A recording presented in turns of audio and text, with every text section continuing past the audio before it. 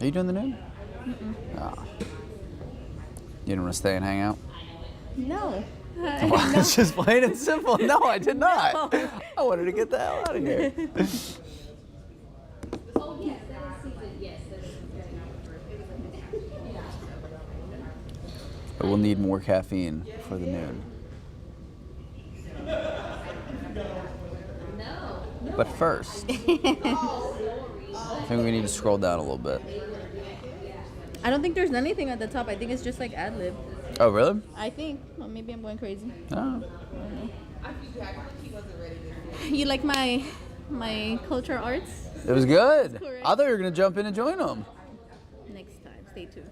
Look at that tease. No, Jonathan's done a couple stories with them, the Guadalupe Center, right? Yeah. I think he's done a couple weekend stories where they do the Riverwalk presentations. And so it's always like super.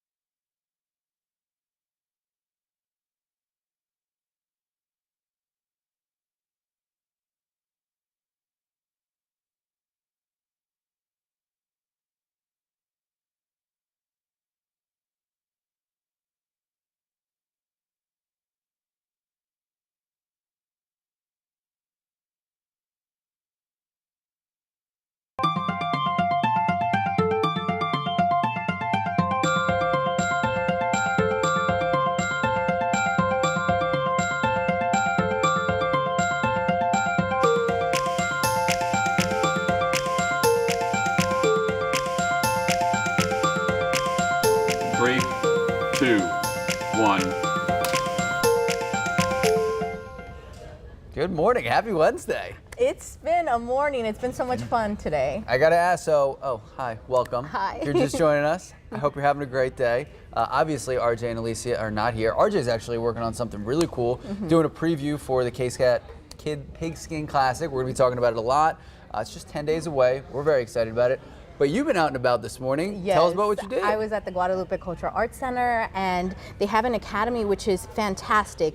They teach everything from flamenco, folklorico, mariachi music, and kids as young as 4 years old can be learning. So I said, once my daughter turns 4, she's 6 months, but once my daughter turns 4, she will be going to that class, and then I will be going to a class too. That'll be so much fun, honestly. That is so But cool. it's an awesome way to keep the culture here in San Antonio alive. Yeah, and it was awesome to watch. Oh, it was so pretty, was right? so And the pretty. colorful dresses and just their expressions of how happy they were. It was awesome. News at noon. It'll be on the news at noon. Yes. There you go. All right, we have a lot to talk about, but first, 1 week from today, we can finally learn the fate of Uvalde District Police Chief Pete Arredondo. For months, parents, the community of Uvalde, even some local leaders have been calling for him to be fired over his lack of response to the shooting at Robb Elementary School. That's right. A termination hearing has now been set for a week from today. So that is August 24th. Now, this hearing has been pushed back twice before. We heard from parents last night, and they spoke that this is long overdue, and still nothing can make it right. It's bittersweet. I mean, it is finally something positive we did want to happen. I also think it's just the beginning. Finally, but I'm a little wary of what the outcome is going to be. As I had said at one of the school board meetings, I had told them, whatever it is that y'all needed to do with Pete, start the process with the other ones, because we're not going to stop until everyone is out. Next week's hearing is happening at 5:30 in Uvalde. We do not know if Arredondo is expected to show up. Now, parents hope he does and takes some accountability. It's worth noting that this hearing will take place on the 3-month anniversary of the shooting. And I know that we have obviously been covering this, and we will continue to cover it extensively. I know so many teams have been out and about at Uvalde, and they're obviously going to be there for the first day of school. I know that's just a couple weeks away. Obviously, such an emotional time for all these parents and all these community members. All eyes are going to be on this, so we will have the full coverage on KSAT.com. That's right. All right. So the countdown to Election Day this November, it is on. Yesterday we told you how the NBA making those preparations. They're adjusting their schedule. Now TikTok is getting ready. The popular social media app says they're hammering down paid political ads on their platform. So while TikTok banned political ads back in 2019, campaign strategists have actually skirted the ban by paying influencers to promote political issues. Now, TikTok is trying to close the loophole by hosting briefings with creators and talent agencies. They also have an internal team focused on scoping out videos that look like they could be sponsored by political candidates. So this comes after Meta, the owner of Facebook and Instagram. They rolled out their plans to restrict any new political ad a week before the election. Meta and TikTok face lots of backlash following the 2020 election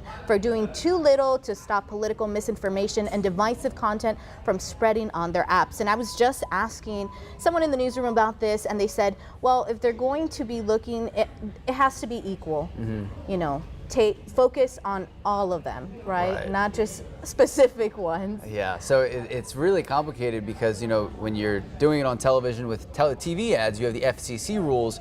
But Facebook, I mean, we saw that really with the 08 election, because that was really when Facebook was really coming to fruition, and you saw a lot of stuff, and then finally there were the rules put in place. But TikTok is almost so new, they don't know what to do, and then you have that weird line of demarcation of, is this a paid ad or is this just a popular influencer's opinion?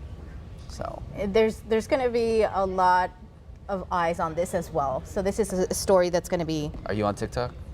No, I'm not on TikTok either. I'm like, is my TikTok on? No, I don't even have one, but I'm like, is my TikTok on? Yeah. But we are all about social media here. We are on Instagram, Facebook, Twitter. We have a KSAT TikTok. It's fantastic. Awesome. Shouts to Andrew Wilson. He does a great job.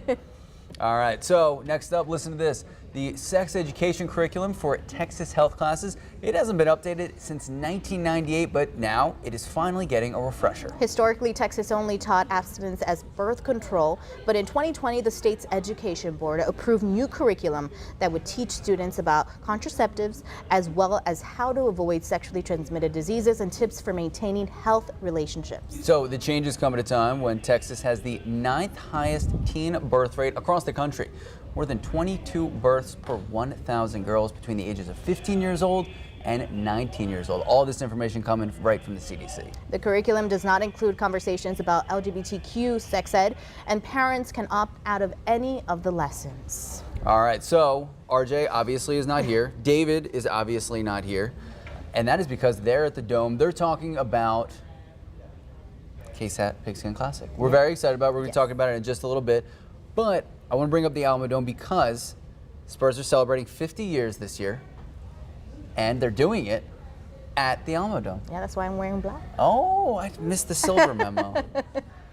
All right, so the Spurs actually released their special, we'll call it a special home game, because technically they are home games, a special home game schedule, and they're heading back to the Alamo Dome, a one-night celebration, team's 50th anniversary. Very special. The Spurs, on the announcement, the team will host one home game at the Alamo Dome on Friday, January 13th, with a capacity of 65,000 plus for the Dome. The Spurs are poised to break the attendance record for an NBA regular season game. I actually am just realizing it's Friday the 13th. Is that special or scary? I feel like it's, yeah, sure.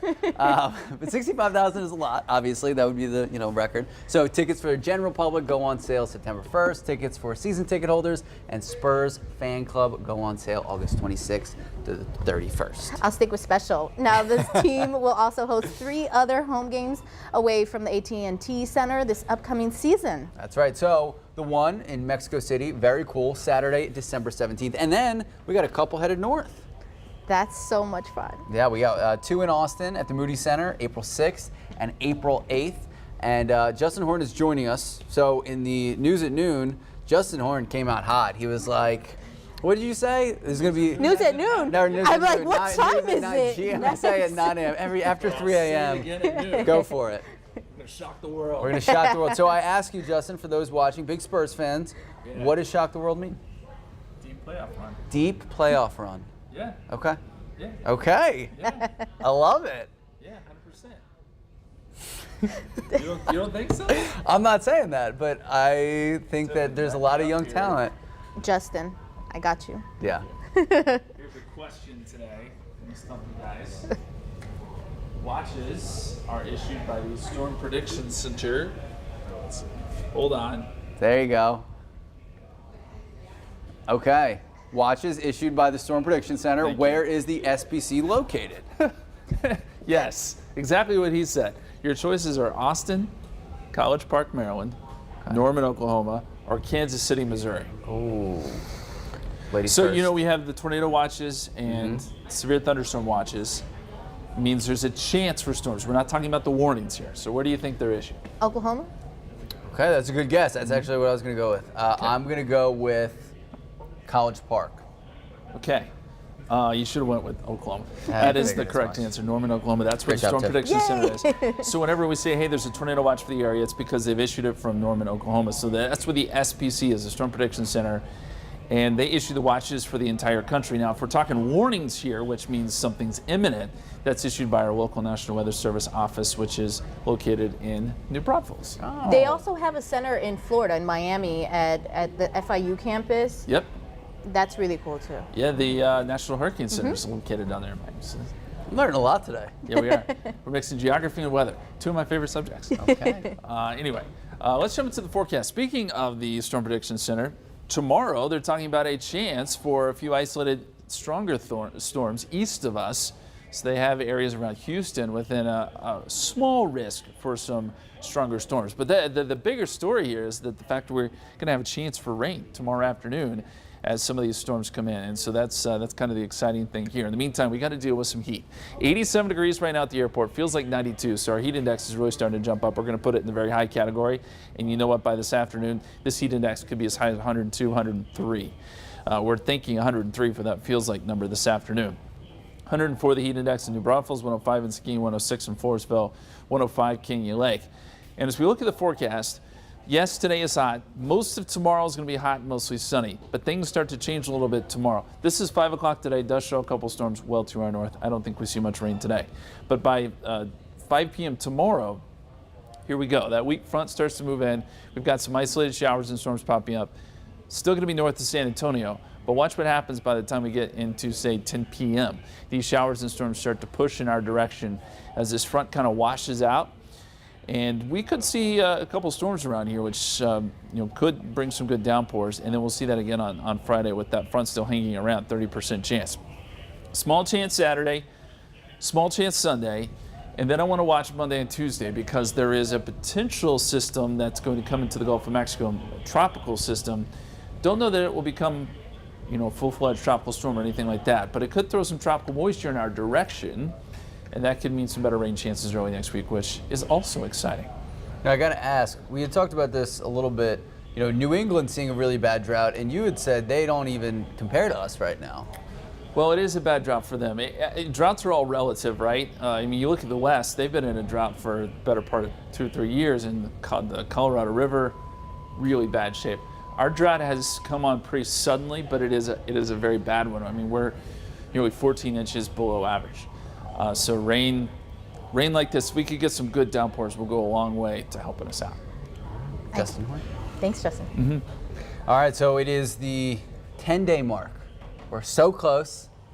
KSAT Pigskin Classic. There we go. First ever KSAT Pigskin Classic, showcasing 6 local high school football teams, 3 games, 1 day at the Alamo Dome. The event, August 27th, will feature Smithson Valley versus Reagan, Judson versus Johnson, Steele versus Brennan. That's right. So the countdown to the Classic has begun. We're thrilled. Several football fans chosen to join us at the KSAT exclusive party in the Alamo Dome press box. I love that. The KSAT Pigskin Classic Football Extravaganza runs from 10:30 a.m. to 10:30 p.m. There's no excuse. You need to head out there. That's true. So KSAT party attendees will also get this. You got food, you got beverages, you have one special surprise during your selected game. I'm excited. Me too. And we're going to be together that day. Yes. Yay. We're going to be hanging out. Yes. I'm bringing the football. It's going to be great.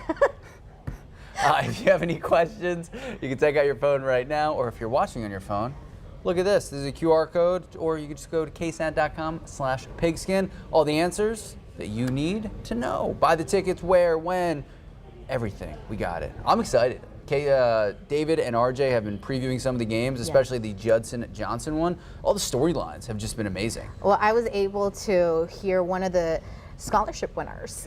Their stories are incredible, and how it's going to impact them in the long run is just absolutely amazing. So I am very excited. All right, so we're just about over. We're going to see you tomorrow at 11 a.m. I probably won't, but you had a big story coming up at noon.